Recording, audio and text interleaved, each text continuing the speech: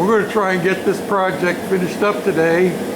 It's about 28 degrees in here right now, but as you can hear it, I have my trusty heater going, and let's get this thing done.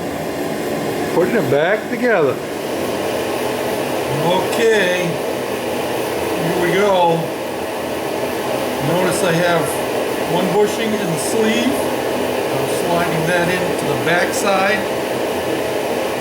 Squeeze it in place like that. I'm probably blocking what you can see. And take the other side. And I'm going to squeeze that one in place. Lift the tie rod back up.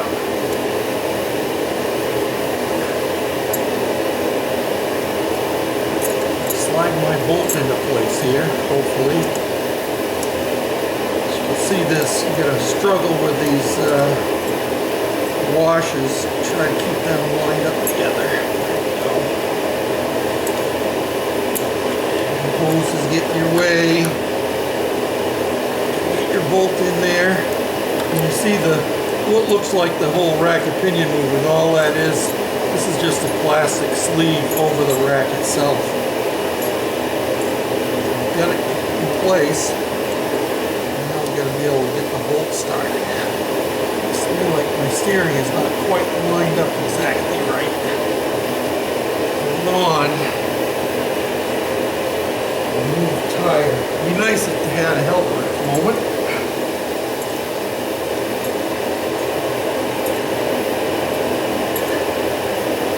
There we go.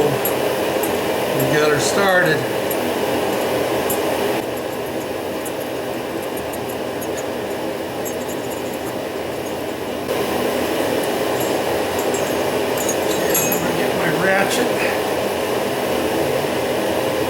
Now we've switched over to 3/8 drive. That's all you need for this size. And let's see how we get it in here.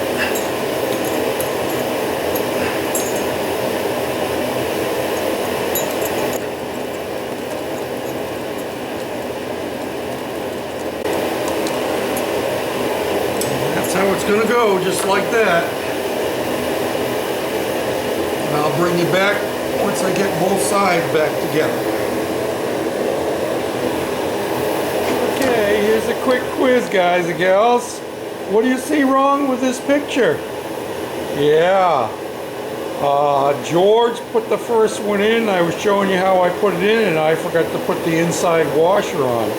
That is a very important piece not to miss. I realized it when I went up to pick up the parts. Up here, where am I here? Yeah, when I went to pull my bolt and bushings out for the other side, and I saw there were two washers up here and not one. So very important, don't forget your inside washer. And here's another little tip.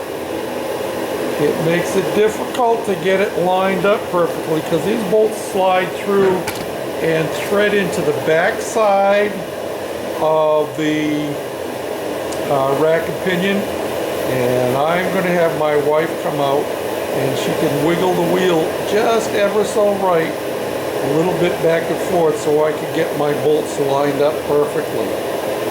So that might be a good thing to have somebody to help you at that point. I'll let you know how that works out. Hey, success.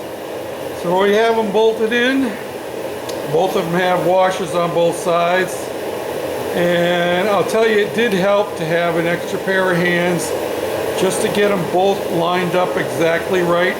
As it appears that the inside of the rack actually moves independently. I'm not positive about that, but that's the way it seemed to work. I could get one side in and the other side wouldn't be quite lined up. So what I did was I bolted, you could do left or right, it doesn't matter I don't think, but I bolted my left side in and got it started and had, you know, had it turned in a few threads. And then I had my wife just wiggle the steering wheel ever so much to get the other one in. And once I did that, I actually used my air ratchet to run these in. And then I have an extended handle. Let me show you, rather than using a breaker bar. Rather than using a breaker bar with a 1/2-inch drive, I have this adjustable handle ratchet. You can go in like that, or you can slide it out like that, or you can lock the head in place, or you can flex it. And I'll tell you what, this is one of the handiest tools I've ever bought. And believe it or not, this is, I think it's a Stanley from, I bought it from Walmart. Yeah, there it is. It's a Stanley from Walmart. And it works very well. I've had it for several years now. So, alrighty, now to start, the next thing to do, and don't forget this step, we gotta bend those tabs.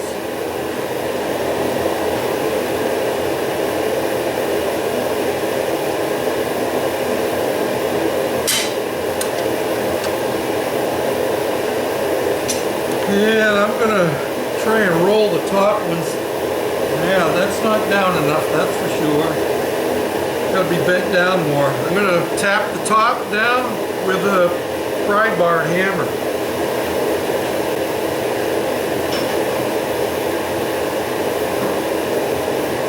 And I suppose you could use a big screwdriver to do this.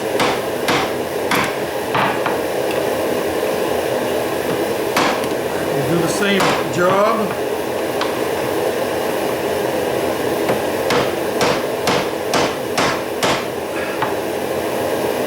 Not sure how I'm going to get the bottom ones squeezed up any more than they are.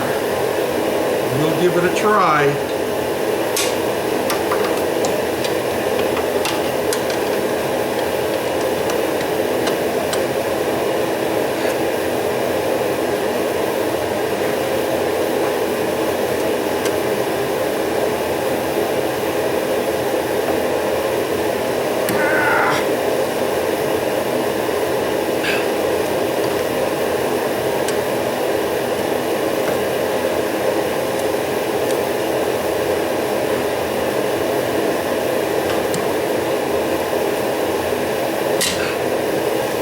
There we go. I think that'll keep them from backing off.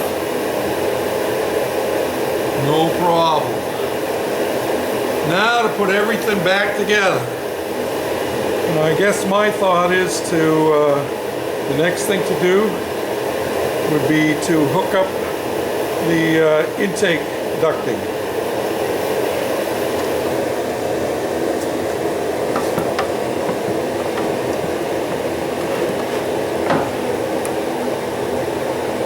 Going to go in there, and then a tap on the hand like that, and break that tab right off.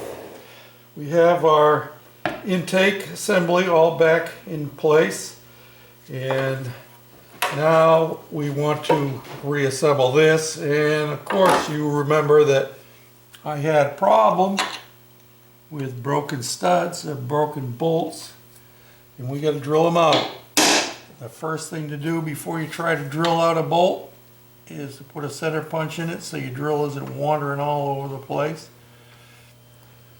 Okay, guys and gals, she's all back together and she works fine. If it hadn't been for those broken bolts, I would have had it back together a lot quicker. Took me an extra hour at least to drill those out, tap them. If you're younger and a little more agile than I am anymore, it's not really too bad of a job. It can be done even with moderate mechanical capability, as long as you pay attention to what you're doing. And if you pay attention to the hints that I left and the tips along the way, I think a fellow could do it in under 3 hours from start to finish. That's my opinion. And I would have to say that I think, even though it's not required to take the hood off, I think taking the hood off was very good, because I was able to really get my head back further than I would have if the hood was still in place, and look down in there. And like I said, it allowed more light to fall down in where we were working. So thank you all for watching and for commenting, and for subscribers. Appreciate you all. And till next time, oh, well, yeah, sure, why not? Let's do it. So, until next time, this is George, the Shade Tree Fix-It Man, saying thanks again. Bye now.